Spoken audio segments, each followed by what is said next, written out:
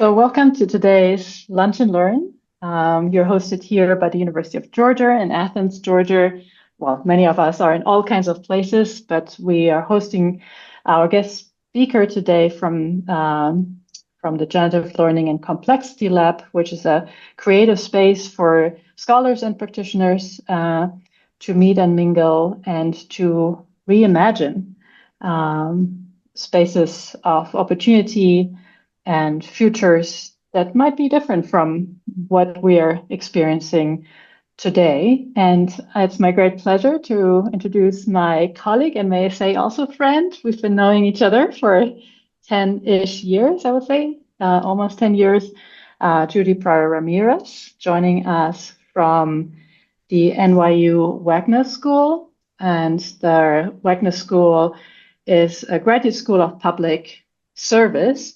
And actually, in fact, I was thinking, Judy, when we first met, I think it must have been in, I think the summer of 2018, so not quite 10 years. And we were in a workshop together. And I remember we were both kind of full-time practitioners at the time, right? Like moving and shaking different spaces. You were at the New School in New York City at the time, and I was working in dairy manufacturing in upstate New York. And I remember, I think our shared space at the time was, how can we create meaningful interventions for the people we work with in leading, who are leading change, who are working on building community. And now, a few years on, we're both full-time in academia.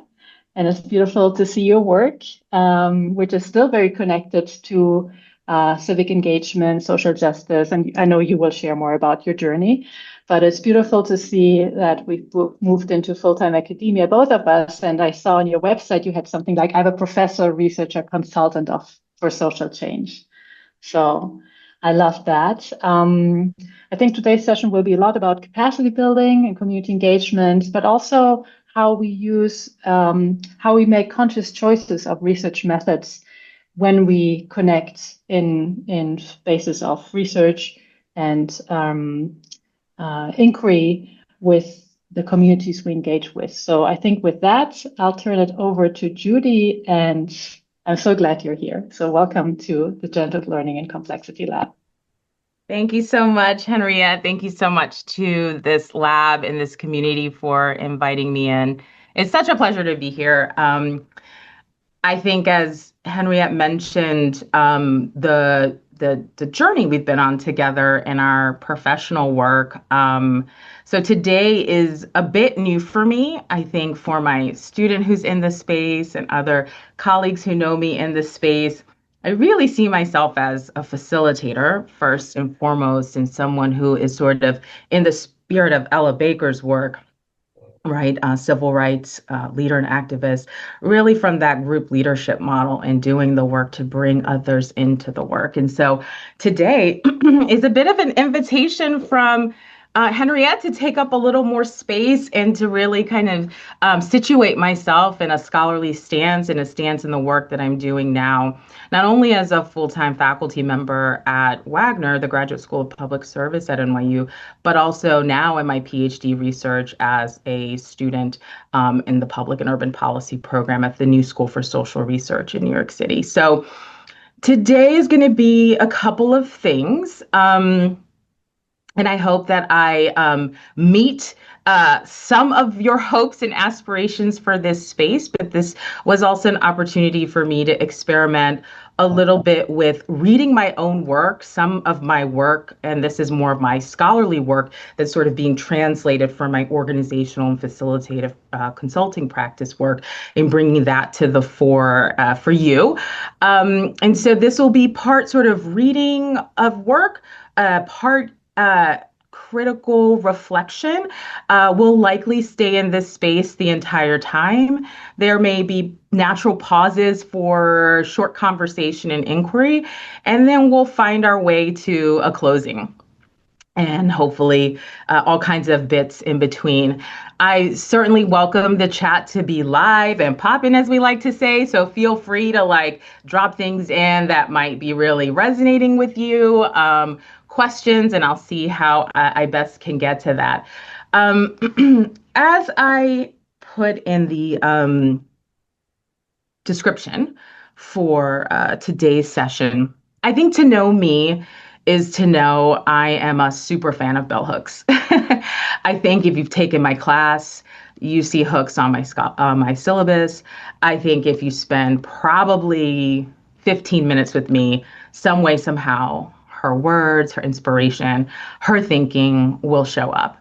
Um, and partly because in my intellectual travels and journey, I came into her work through reading her work, but more powerfully, from 2013 to 2016, when I was at the New School, we brought her in those 3 years as a scholar in residence. And I literally got to sit at the feet of this giant that I see. And she's actually not a giant. She's really tiny. If you've met Belle in real life, she was a tiny person with a tiny and light voice with a beautiful Southern drawl.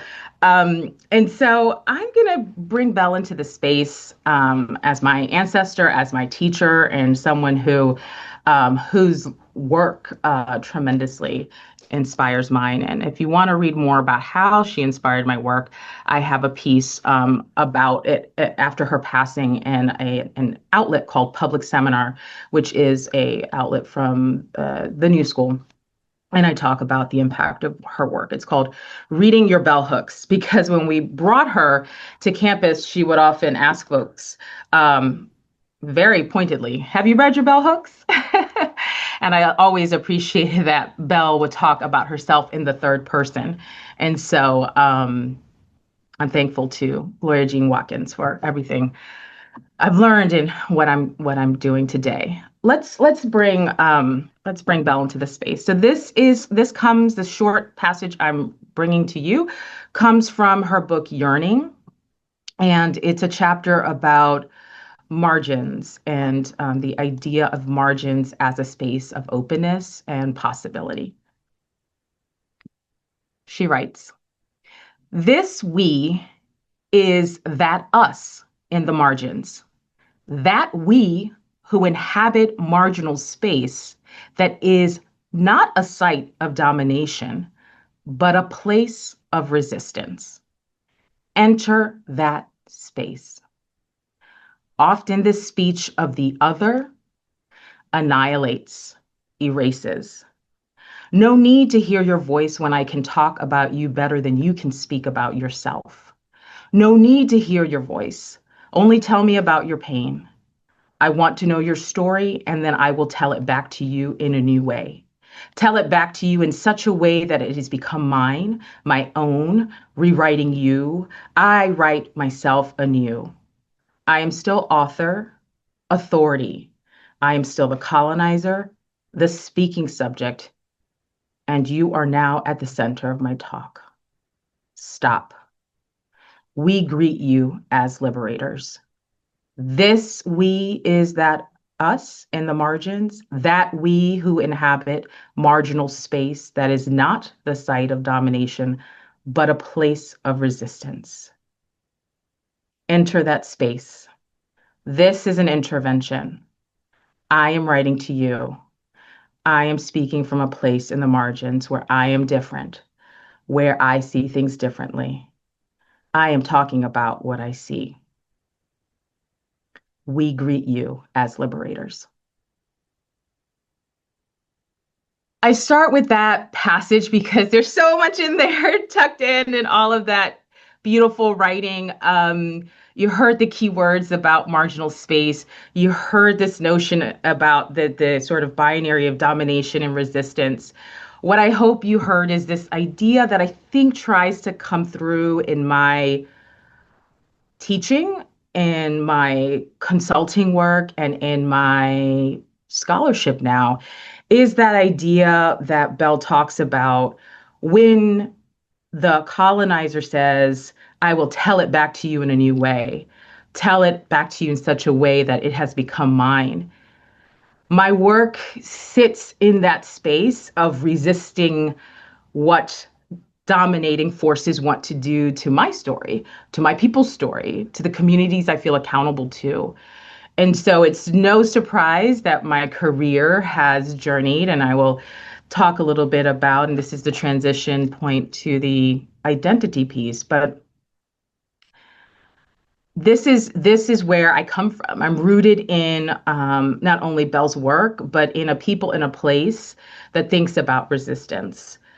Before we go to me unpacking a little bit about my identity and doing a reading from the chapter that really, I think, predicates in many ways this conversation, I want to bring up an activity that we're going to do together to bring us into the space, to bring ourselves into the space. I brought Belle into the space as one grounding mechanism, but I want us to engage in another. So give me one moment as I pull up the slides I'm going to share with you.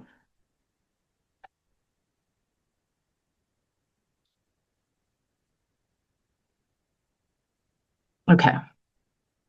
So we are going to do an activity, and I want to shout out my colleagues in this space who are liberating structure practitioners. In this particularly, someone who's in the room, Fisher Quaff, or who is one of my teachers in this work around liberating structures. We're going to do something called the spiral journal. I invite you to find a piece of paper, however big you might find it, as long as you can make what I call 4 quadrants. So fold that paper into quarters so that you have these kind of 4 boxes or quadrants. You're going to need a pen or pencil, some kind of writing instrument. And you're going to listen to my prompts on how to fill out your quadrants. And I'll hold the time. Let's not worry about the time, but just listen to my voice. And the same way you were listening to my voice as I was bringing Belle into the space. Okay, so when I flash the next slide, that will guide you and tell you what it is that you need to do. Okay, all right. Let's begin. Draw a tight spiral at the center of your paper. You have 1 minute.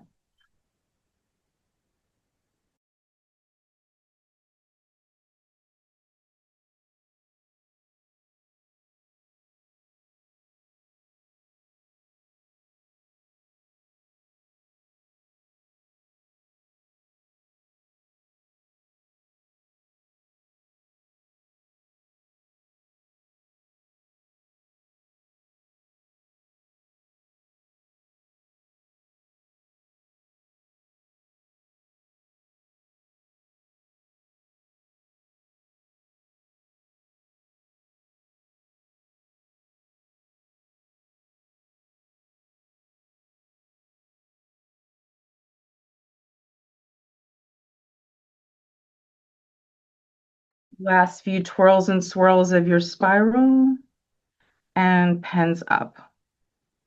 Okay. Now, find a quadrant wherever you want it to be on your page. List or draw all the identities you hold or occupy. This list is just for you, so complete it how you want.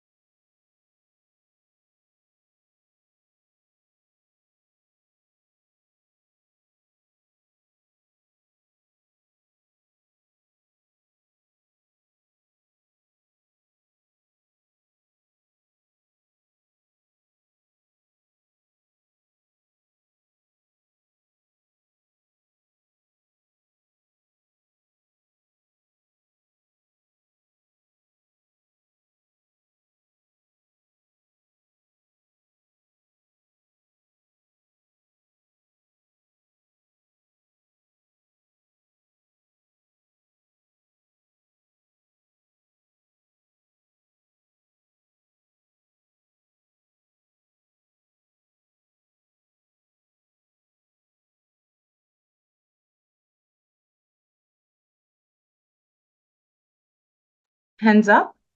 Find another quadrant wherever that might be for you, and list or draw all the familial, cultural, intellectual, and spiritual lineages you come from.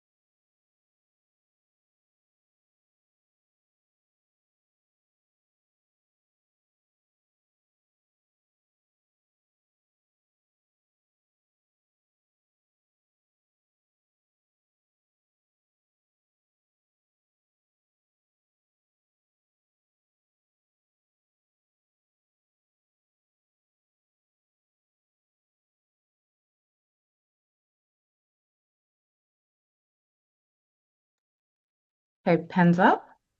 Let's go to quadrant 3, wherever that is for you on your page. List or draw all the approaches, methods, techniques, etc., that you engage most in your work.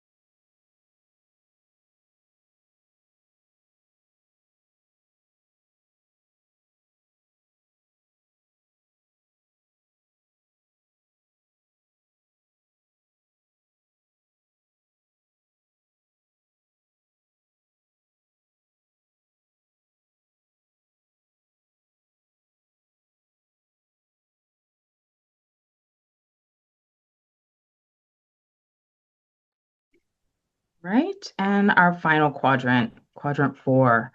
Think of a time you felt a tension between your professional intuition and the requirements of your study or work. List or draw the knots you couldn't quite untie.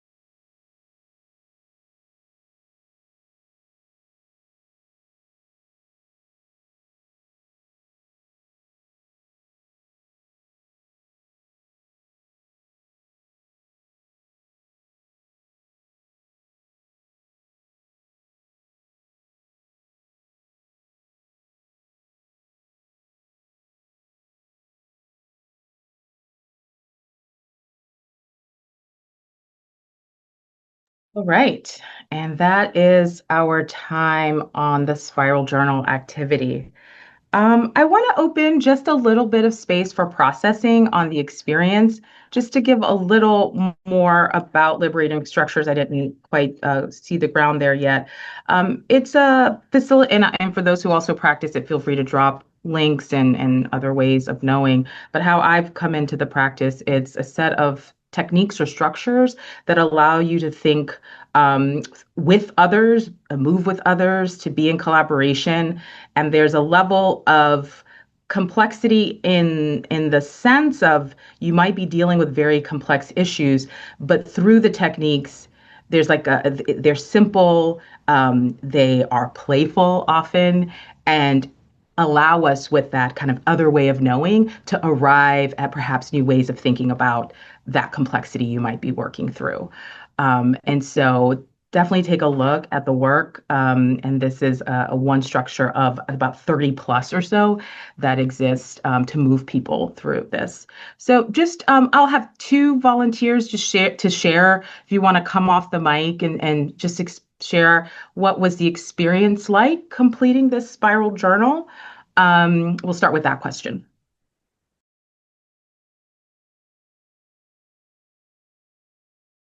It could be anything that's surprising for you, predictable. Fode? Thank you for the exercise. What came for me in terms of aha moment is, especially in terms of a lineage, is how unclear it is, and how the fact that is unclear is partly perhaps explaining some of the knots and the pulls that I have because of this porous identity that is reflected in settings in which I need to codify, instrumentalize, and so forth. Thank you for sharing that. I'll take one other volunteer. It can be about a particular quadrant that you were drawn to or the overall exercise.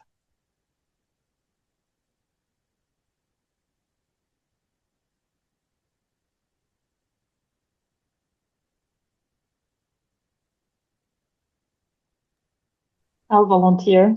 Um, I found the knots so interesting. I had so many knots. And yes, so I'm wondering what that actually means, but I'm sure we'll learn more about knotting and entangling and maybe untying. But yeah, I kept writing so much on the knots. So a Yeah. lot of binaries that I feel pulled in different directions, but it's really quite a knot to find myself in and slightly uncomfortable. But on the other hand, could also be energizing.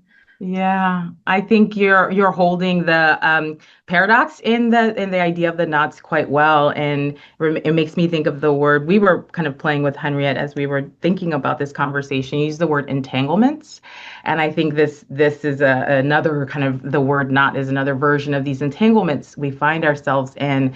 And sometimes some of those entanglements are easier to undo than others. And there's a lot of learning in the kind of binding, contorting, and knotting as well as the unfurling. And so I like thinking about both of that. Well, thank you so much for going with me on that particular exercise. I'm going to go back to the slides, and now I'm going to talk to you a little bit about. I'm going to walk through. So I asked you, each of those quadrants represents a different part of what I'm going to kind of journey us through. I'm going to talk about my own identity, how that may or may not be connected to the various lineages that I draw from in my work. And then I'm going to go to sort of the methodology in specifically the story circle interview method that I've been working with. And some of you here who know me have heard me talk about this a little bit.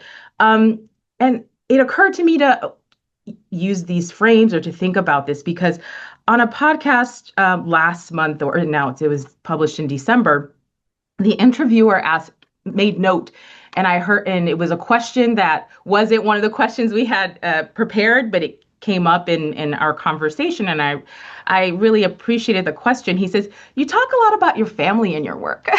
Like, tell me why that is." And and so I want to introduce you to my family because absolutely they are a part of me and my work and what inspires me. And so I feel like in order to understand my lineages, to understand how I think about the story circle interview method, I honestly I have to go to my family. I think that is such a formation. That formation is so crucial.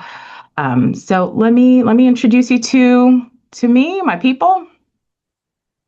So like I mentioned, we're going to go through these kind of three ideas that I'm kind of unknotting through the inspiration of that podcast. So on identity, I am first and foremost, I am the daughter of Rosa Elia Ramirez, who we see here, and my father, Ellis Ray Pryor. My mother is a first generation Mexican American woman from South Texas, from Corpus Christi specifically, and with family all across the borderlands in the Texas Mexico area.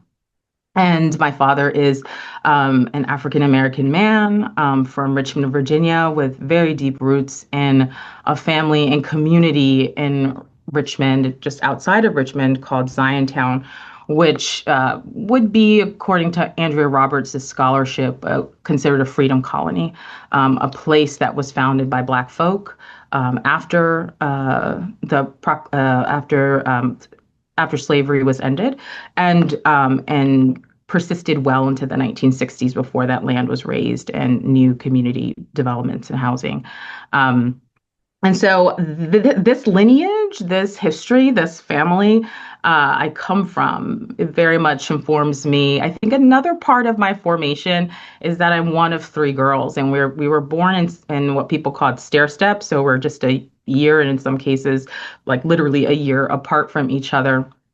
And growing up in a trio like that, I think, and I talked to my students, one of my students here probably heard me share this in class before. I learned like all of my early lessons in collaboration from being one of three girls, right? Having to share Barbies, having to share clothes, having to share shower time as teens, right? And just sharing, collaborating, being. But most importantly, those kind of girlhood moments were really also early formations of my Black feminist self without the actual language. And that kind of politic began developing in that literal sisterhood. Um, and in fact, it was my sister Bianca here who introduced me to Bell Hooks's work. And it was like one of those moments. We were at different institutions for grad school, those kind of like hushed, oh, you've got to read this. And it took me a little while to get to Bell, but you have to be ready for Bell in my mind. And I wasn't ready at the time, but when I got to Bell, she was exactly what I needed at that time. And this is my younger sister, Anna, who passed away in 2013. And her memory still lives with me today. I'm also very marked by the fact that I was a first generation college student. My father was a high school dropout, and my mother graduated from high school and served this country in the US military. So she served 3.5 years. And so, in some ways, she would not call herself a feminist, but I think in the 1970s, for Mexicana, a Mexican American, to leave her patriarchal home to go serve this country and live in Iran and live in Europe and be stationed away was a remarkable feat. And my father, I don't think he would call himself someone part of the Black freedom struggle. I think, and I know he very much was. In his passing, at his funeral, a fellow union member, a white man, came up to me and told me, and he was born, and I'll read this in a bit. He was born in 1944 to put time into context. He told me that my father was one of 4 men who helped to integrate the Teamsters Union that my father was very proudly a part of. So I'm the daughter of a union man, the daughter of a veteran, and all of those kind of instantiations of service and care for community and dignity definitely kind of inform and drive me. I'm the mother of now, oh my God, a college age person, which is wild to me. Diego is my 19-year-old son, and he's in London right now studying away. So I can put this picture up and he won't be embarrassed. And so motherhood is another marker that has really informed my identity. I became a mother at 25, which in my family context was old, and my professional context was you're really young. So I kind of always was in this kind of liminal space in my motherhood, but certainly found my way and found a lot of amazing parent folk who really kind of supported me and became part of my community. I'm this next picture that is a part of my, I would say, kind of like methodological formation, and I had always been in and around participatory action research and in some cases funded other folks' work when I held director level roles at universities. But it was when I was the co-director on a project in New Jersey on housing. These are my people. And we worked together for 3 years on this project, and we're all still in touch. And some of us are writing together. And I'm going to read a little bit of a piece from that. But this project has also kind of marked a turning point in which I really began to see myself as a researcher and to really kind of uphold and bring and pull in the community-based and critical participatory action research practices. And then that brings me here to where I'm at now at NYU as a professor. I have the honor to be a full-time faculty member on the non-tenure track side called clinical faculty, and I teach classes year-round. And in the specializations that are advocacy and political action, management and leadership, and urban planning. And so I really think about my work in the context of leadership at the intersection of social justice and communities and in cities and in urban spaces. So let me read now from, I'm going to read about identity, and I'm going to call in and read from the book that the Story Circle interview method, which I'll talk about in a minute, comes from. And this is, I think, probably where the individual asks me why family shows up so much in my work, because it's literally the way I start this chapter. Introduction. In 2019, at the first Story Circle I participated in, I told a story about my father. He was born in Richmond, Virginia in 1944 at the all-Black hospital called St. Philip's. Upon his birth, my father was adopted by a notable Black family, the Pryors. They are descendants of Henry Pryor, formerly enslaved person who established Ziontown, a free Black settlement in 1872. My dad grew up in this community from the mid-1940s to the early 60s. And I remember that I did not intend to tell a story about him, but when it was my turn to speak, it was a story that came to me. And that is the power of the story circle. A story circle brings together a group of people to listen and to tell stories. The story I needed to tell and hear was ultimately about freedom and memory. My story that day became one link in a chain of stories about remembering who we are. So that's a little bit about, that is one example. I'm going to skip ahead to sort of the origins now of the interview method that draws from story circle practice. And here again, in my writing, we see that I go to family. As backdrop, the story circle interview method was designed in a moment where I was a consultant for a civic engagement network in the Rio Grande Valley in South Texas. And they had brought me in to help them think about how do we do assessment or how do we collect data on our network, but in a way that's not like a survey and not like stuff we've done before. And in fact, the past consultant they had worked with had caused some rifts and some tensions and some knots in their community. And they wanted something that would just be different. And so let me just talk a little bit, read here a little bit about how family again shows up in my thinking and so forth. Origins of the story circle interview method. In 2020, just a few months into the global COVID-19 pandemic, I worked with a network based in Brownsville, Texas, located at the US-Mexico border with its sister city, Matamoros, Mexico. Network members were leaders of local nonprofits, advocacy organizations, and concerned citizens. Brownsville and the greater Rio Grande Valley hold childhood memories for me. My grandmother grew up in a landowning family in Matamoros, so we often visited her family on both sides of the border. The experience of crossing the border to visit family has stayed with me for a long time because this is where I got my first lessons on citizenship and US imperialism. And I say that specifically because like visions and things I remember are arriving to border checks and seeing armed soldiers in Mexico and seeing guns for the first time, and that being normal, seeing us having to pay officials to cross back in, to cross over rather. So that was something that is like a lesson and something that I'm thinking I thought a lot about for a while. So I think all to say, I go on to write that my personal relationship with the Valley and the people of the borderlands played a key role in how I came to create and situate the story circle interview method. Drawing on the story circle practice felt particularly appropriate when I designed the story circle interview method for this civic engagement network. Because this network had projects across the Rio Grande Valley to improve the lives of children and families living below the poverty line. By 2020, it was apparent that COVID-19 was particularly ravaging racialized and immigrant families, such as the ones in the Rio Grande Valley. Black Lives Matter uprisings and national debates on race were reignited with vigor after the live recorded murder of George Floyd by a white police officer months prior.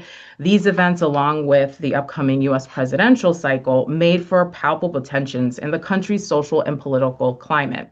I share this context because the story circle interview method was born from a particular political moment in US history and time. My positionality as the daughter of the US South and Tex-Mex borderlands are specific contexts and particularities that drove the creation of this method.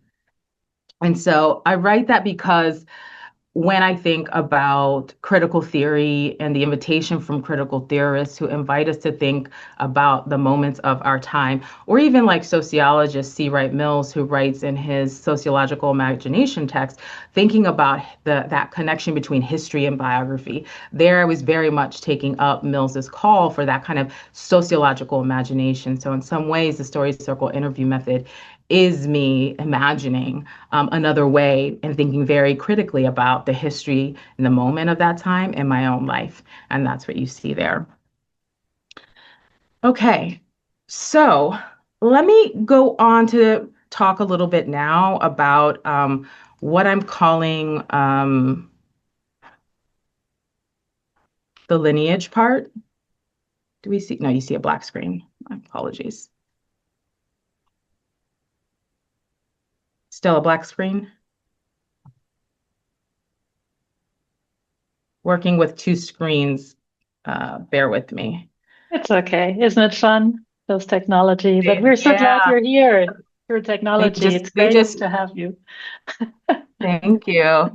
Even though I've taught all online on Zoom, and you would think I'd be a pro, but we're still learning. Okay, so now I want to take us to lineage. And I asked you all the question about your lineages, and while we didn't go in deep, I'm curious if there are any resonances, if you all see some familiar faces. Clearly, we see Belle at the center. My own teaching and research, and even my consulting and organizational practice. I think so much of like what I bring into my consulting draws a lot from scholarship and inspiration from various scholars' works and ideas. So when you read a report that I've written, when you take a look at, even when I think about the formation of the story circle interview method, the research I went into ensuring that I dutifully cited, and in any time I talk about the story circle interview method, I make no claims that I invented that practice. What I did was what I call like what a 90s girl would say. I remixed.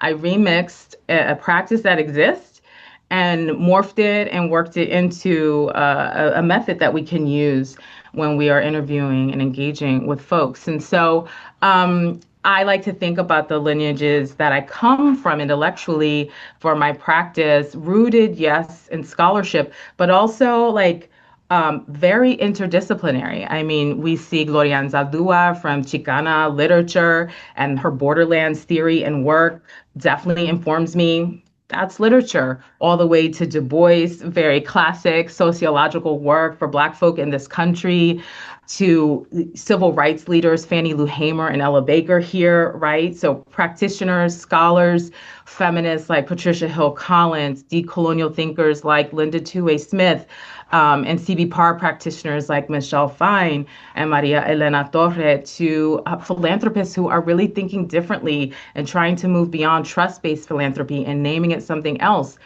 In this case, it's my friend Trish Adabia Chum. So this is just an example of some of the folks who inspire my work and help me think through some of those knots that I encounter from time to time. And I like to think that their work finds their way even in my scholarship. And so what I want to do now is read a little piece from another, this time it's an unpublished text that I'm working with. This is comes out of that project that I mentioned to you all. Oh, here's where the other slides are. I found them, but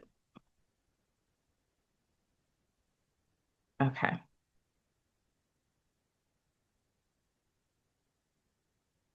All right. I'm going to read to you from a piece that I'm working with on my colleagues from that picture that I shared with you, that I mentioned is the project that brought me more formally into community-based participatory action research. It's called Values in Politics, a Braided Leadership Approach. And here, what you're hearing me think about is how we can bring our politics like Black feminism into the work, and then where we might see those choques or those tensions, as Gloria Anzaldúa might call it. So this is called Values in Politics, a Braided Leadership Approach. And to arrive at some of these, I just want to say, to arrive at some of these to arrive at this theme of values in politics, and the kind of response that I have, we actually went through a story circle interview with ourselves, three of us project four of us project members.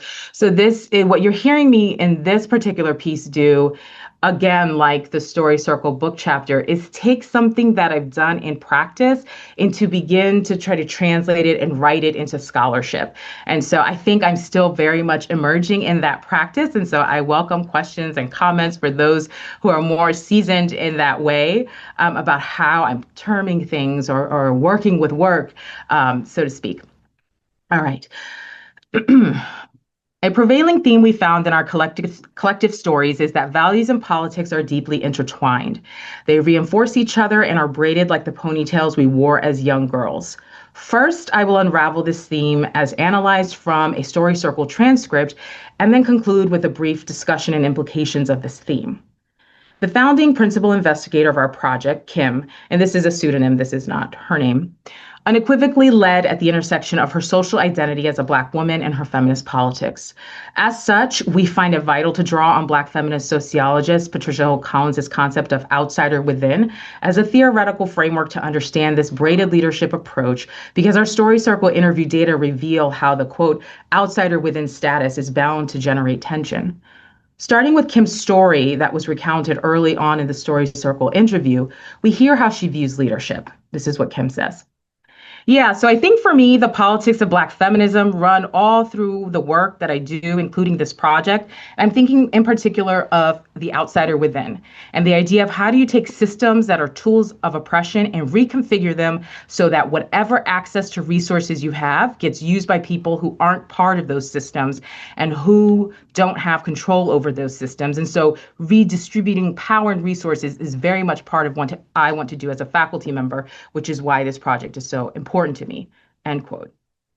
So Kim reflected on her positionality as a faculty member who engaged in resource redistribution and power sharing on the project. At the same time, she later commented in the interview that she felt like an outsider in the institution because her social identities were more closely aligned with the lived experience leaders on the project. She went on to describe how, quote, people didn't necessarily respect and respond to authority that I did have because of my way of holding power and also because of who I am, end quote. To understand Kim's outsider within status at the university while holding power on the project, it is helpful to consider the both and conceptual stance from Collins's work for understanding Black women's experiences. Using this Black feminist conceptual stance, we can widen the aperture on Kim's leadership beyond that of principal investigator, allowing us to see her both as an outsider and a power holder. Examining Kim's quote more closely, we also find other fragments of Black feminist politics, this time in her actions about resource sharing and power sharing. These equity-driven actions are best explained by Black feminist political scientist Diva Woodley's margin to center ethic, a term she unpacks in her book, Reckoning Black Lives and the Democratic Necessity of Social Movements.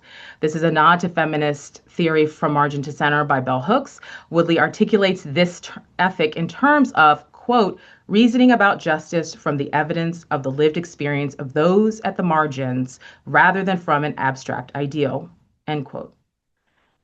Kim's reasoning for power and resource distribution for the lived experience leaders on our project illustrates a margin to center ethic leadership practice.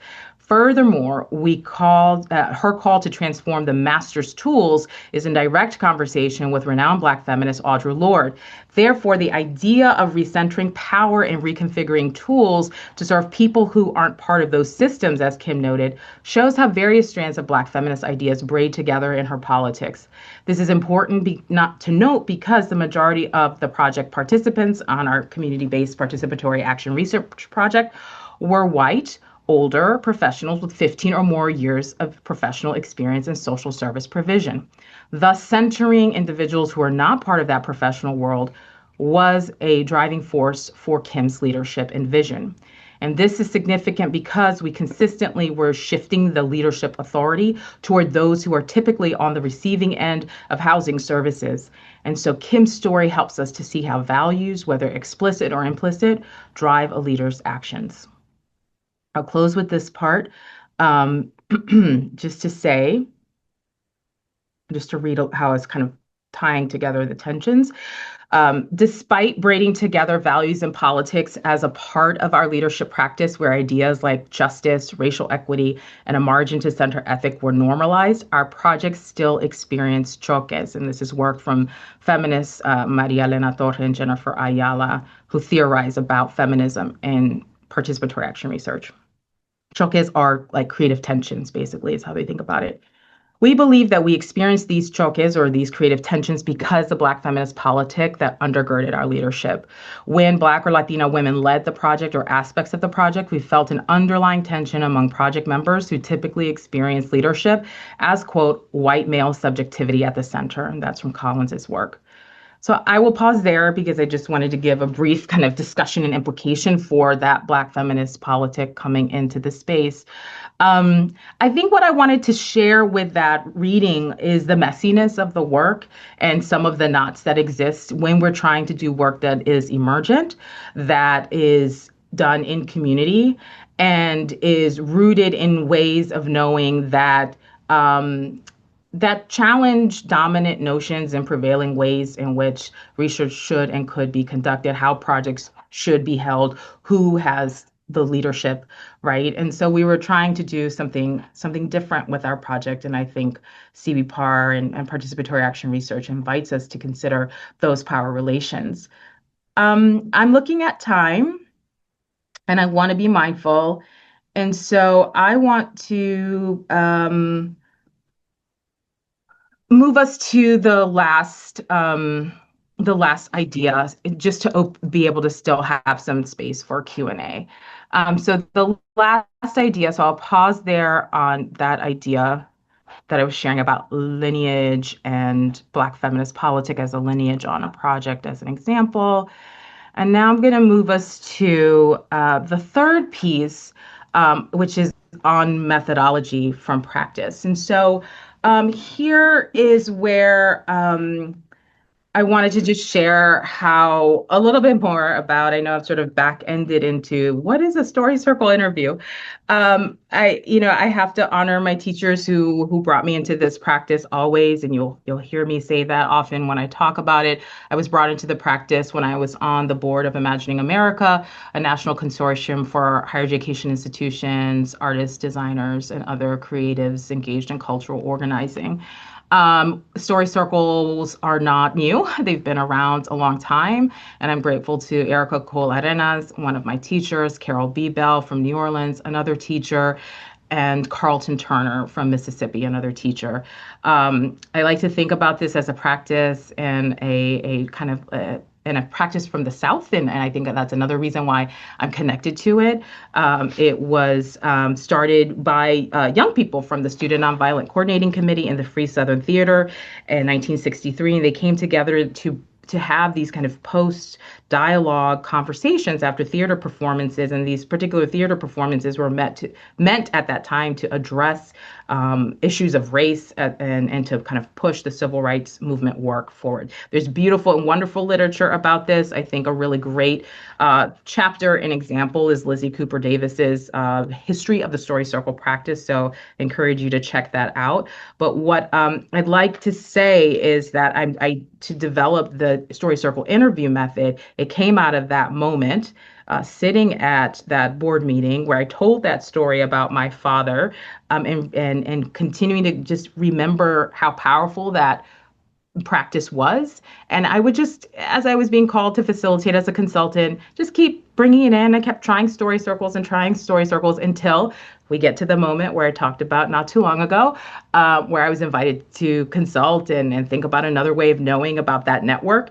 And it was in that invitation to imagine something else is where I said, I love these story circles so much. I'm certain someone's already done this. There's got to be a protocol. There's got to be an instrument out there for me to borrow from.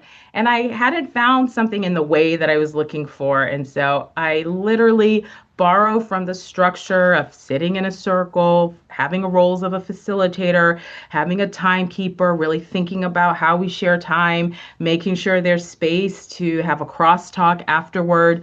I think some of the adaptations that I made, I was really thinking specifically about this community. And so there are ways that in the protocol I adapted for the interview method, There are words in Spanish that I use as a way to kind of section out the different parts of the story circle practice that becomes an interview.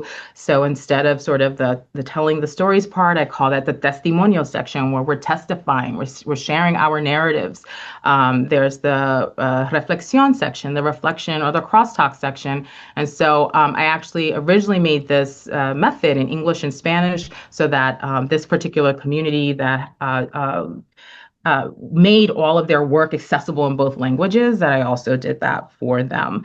What I think, why I went to the story circle practice, it's so incredibly simple. We're literally, if we're doing it in person, sitting almost knee to knee, talking to each other. There's a seed story or prompt that is given into the group. You can have small groups, big groups. There's a kind of flexibility and a generativeness about the story circle practice. And I tried to bring that over and preserve as much of the original intent into how I'm thinking about it when I use it. Primarily, right now, it's been in organizational settings, right? And now I'm trying to move over and think about it in scholarly and academic writing. And my first attempt is the book chapter, the chapter that I begin to write about it here in this book. This is a beautiful book. If you, there are other methods that others are writing about. I think about my colleague, Zoe Cañete, who writes about a particular feminist photo method called photocuento, which reminds me in some ways of the story circle, where you're using story and image together. So definitely take a look at the book if you get a chance. In some ways, I'm continuing to kind of practice methods and thinking about methodology in a class that I teach at Wagner. I teach the first community-based participatory action research class. I've been teaching it since 2024. So I'm in my third cycle of teaching this course. We have community partners who are attached to the course, and we're engaging in not only inquiry and figuring out ways to bring participation to an aspect of a project that they have, but most importantly, my students are thinking about how to practice some of the participatory methods. Sometimes I teach the story circle method, sometimes I don't. It just depends on what feels resonant at the moment. And so all to say, and I'm looking at time, what I want to do is now do a final reading on some things that I'm learning and some limits that I feel like I'm coming across as I practice with this particular method in different spaces. So allow me to just kind of close with these things in mind. One thing I want to share is that I've actually found as simple as the structure is, telling stories is hard.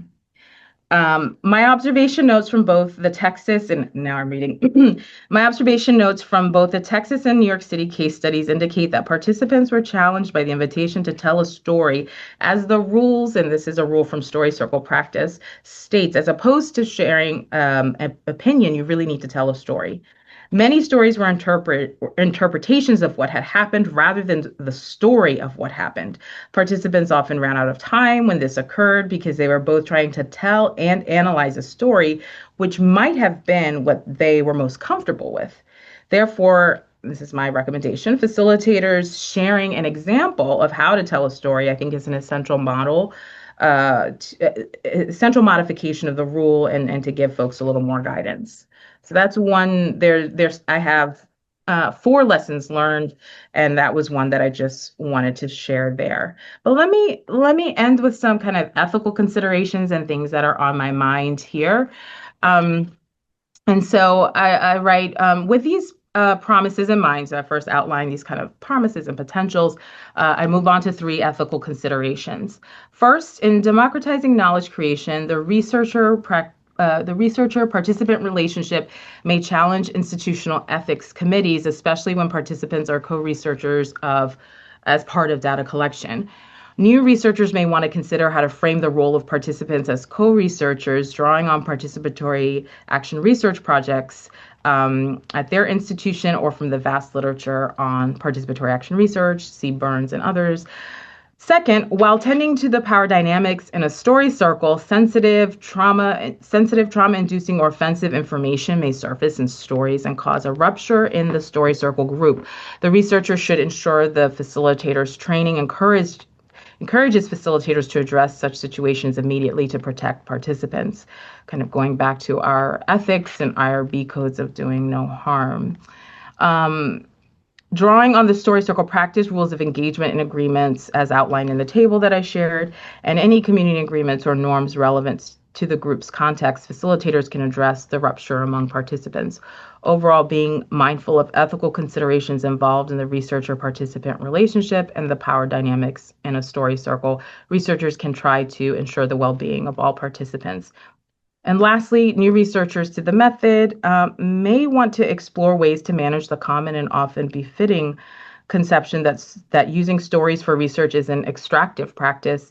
Jamie Gorman's chapter in the edited volume, Rights and Social Justice and Research Advancing Methodologies for Social Change, outlines emerging principles of non-extractive research that draw from the decolonial and social movement literatures. These principles, along with Gorman's insights about designing anti-extractive research, are such a starting point. So I'm going to pause there. I share those last kind of pieces, ethical considerations, as part of those knots and tensions and entanglements that I'm finding myself in. Last month, I had the opportunity to do a story circle interview method training for librarians in the US, the UK, and Canada. And in that session, they were trying to figure out particularly how to think about the IRB component. I'm working with a group of medical faculty, I believe it's from their nursing school faculty in a locality in Virginia, and they are thinking about the question or the ethical consideration I posed about stories that might induce trauma or some kind of discomfort or some kind of harm. And so those are all, I think, knots that I am trying to balance, and also wanting to recognize that the story circle practice is not a healing modality. It's not, I think there are many, as I write toward the end of this chapter, again, as I move through those ethical considerations, there are other healing modalities, there are other restorative justice circles, there are other kinds of circle practices that's what that does. This is a dialogue practice. This is a practice of not only being in conversation, but I think how I often teach this to folks, this is actually, in my mind, two things: a practice of power sharing and a practice of deep listening. And I think that's what the story circle offers. And so I think a knot that I'm always trying to manage is how folks perceive what it is and what it isn't, and being clear about that. So I'm going to pause here because it's about 1:00, and I know some folks may need to start heading out, and I think our time together ends in about less than 15 minutes. I want to open it for questions, comments, reflections, ruminations, on conclusions, as my colleagues in the book and I call it. Yeah, and when we move into this space, I also want to make sure that we thank you adequately for all of us listening so attentively. And so you were so passionately conveying how you've been moving through your spiral journal. And so maybe it's a quick moment for us to also thank you for sharing that and for allowing us to travel with you in your spiral journal world with lots of knots. So see, there's a lot of hearts, and I have to take a screenshot. It's so beautiful. Won't go very far, just for internal consumption. Thank you. So, Karen, please. Dr. Hopkins. I wanted to share with you, a number of years ago, Sharon Merriam, who's written a lot on qualitative research, was doing interviews in Africa, and she talked about coming into this woman's kitchen, and she'd contacted her for an interview, and she wanted to do an individual interview. When she arrived, the entire table was full of people, because, of course, in a we community, the I doesn't make sense in the same way. And so it was such an interesting revelation for her to think about how individualistic we are in the way that we approach research, that we think in terms of individual interviews, but they think in terms of, my story is part of my kinship community. It's part of my tribe. And so anyway, I think that's very much the story circle. And one other thing I would share with you is when I was working with the Australian Army, there was an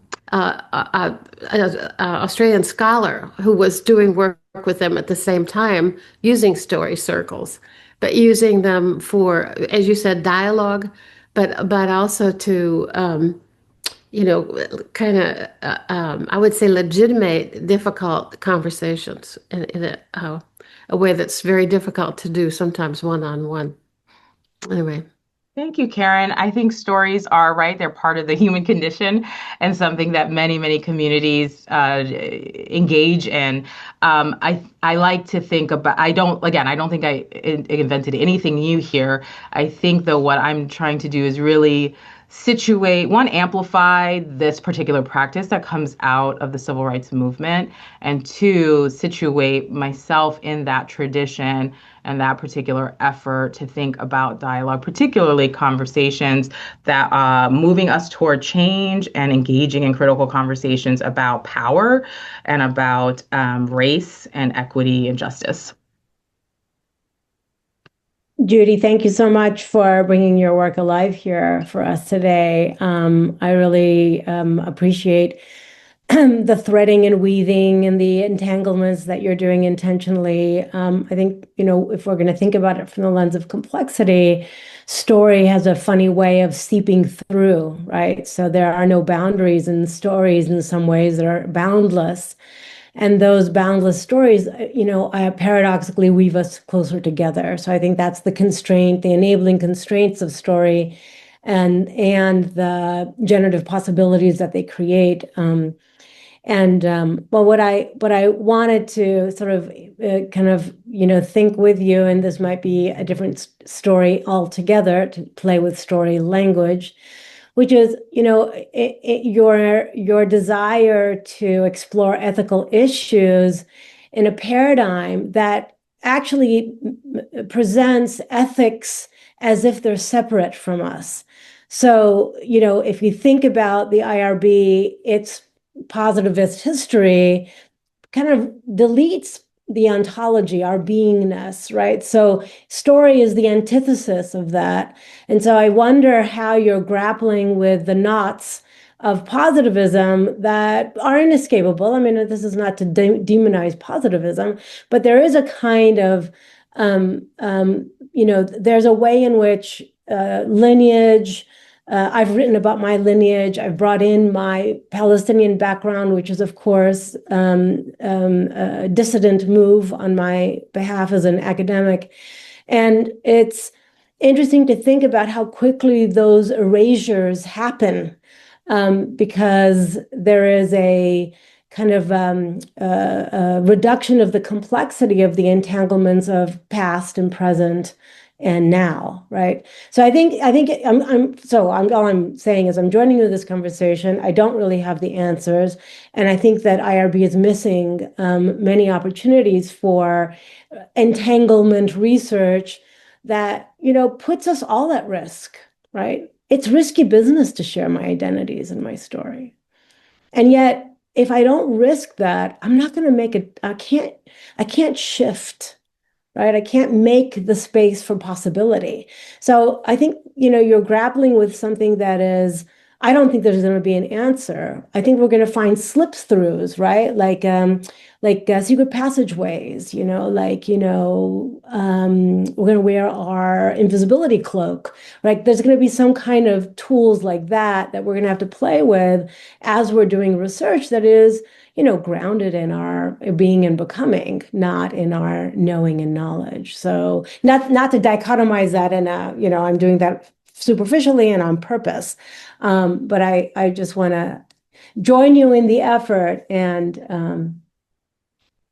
I'm sorry I can't provide any support. I just appreciate the acknowledgement from the standpoint of, in doing this work, it inherently does not sort of, it is not meant to be in the space of positivism, and that there's that tension there, and that's a not.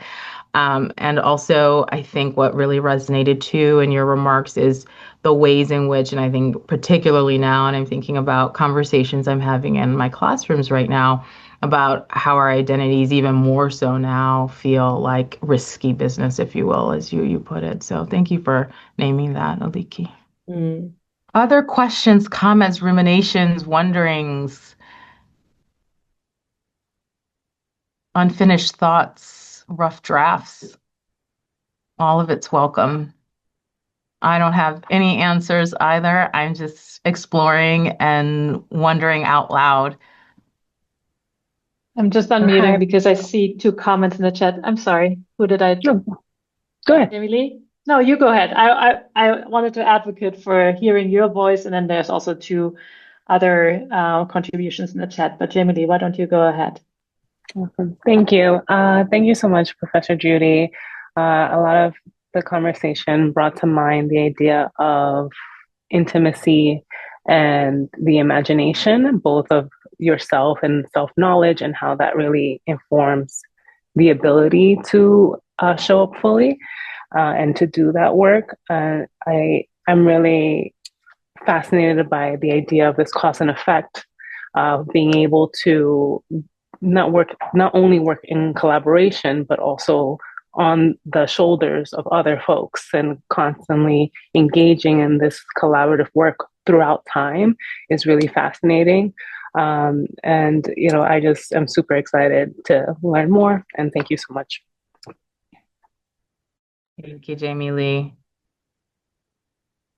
I want to offer something while I do see, I think they had a question for Karen, if Karen could share the story of the scholars from Africa that you were working with. Let's see what else is here.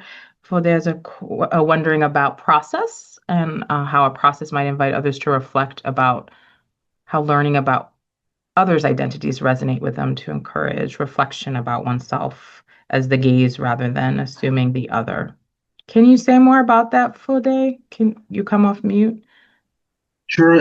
What provoked with Alini, I can see that speaking about one's identity. I love the dissent of it, and it might provoke in others a lot of different reactions. And so if we imagine the reactions of others as part of the learning process, it would be like, well, so how does that, what resonates with you as you hear other people's identity, and have that as the exploration? Because I think that can bring some certain humility in others, and realizing that, why am I triggered? What is it about hearing about others, rather than only letting others through their own judgment, which can be interpreted in a different way. So it's how to invite other people's reaction to this vulnerability as part of a process. I was just wondering out loud, how might that look like, and what might that invite as a way of reflecting on things that should be more talked about. Thank you. Thank you, folks. If I could, I really, I feel moved to close with one of our provocations in the book. So we co-authored the conclusion, which we actually call the unconclusion, because we realize there's no end, and that this is continuous work. And so this provocation, there were 9 in the text, and this is number 7. And this will be how we go out today. Number 7, we share acts of resistance. For us, writing is a powerful way to exercise epistemic disobedience and model new research practices for the next generation of scholars. We claim this space without fear of being labeled as radical or unreasonable. We believe in radically reimagining what future research cultures and environments should be like. To do so, we recognize the importance of documenting acts of resistance, Those of us with more privileges can create new structures or platforms to gather evidence of this resistance to be shared across context and over time. One example is by contributing resources on First Nations and anti-colonial research methodologies to the online anti-colonial research library, which if you Google it, it exists, and my colleague Caroline Lynette, the editor of the volume, would be happy to take your contributions. And we also acknowledge such initiatives might not work for practices that are unpublished or cannot be documented in the written form or audiovisual means. We are conscious that we are inadvertently creating new barriers with each initiative that seeks to address the impact of epistemic justice. And I think in that one, you hear a lot of like promise and power, and we're also concluding with a not, right? The way in which sometimes the very thing that we create sometimes creates a barrier. And so I think that's something I'm always thinking about, in what ways might the story circle interview method create new barriers that weren't intended, but yet still have that impact. Nonetheless, we continue with the work. Thank you all so much. I'm going to hang back just in case there are more questions and comments. Thank you, Henriette, and to my colleagues at UGA for this lovely invitation to be with you today. Yeah, and from on our behalf, also big thanks and a lot of hearts coming your way.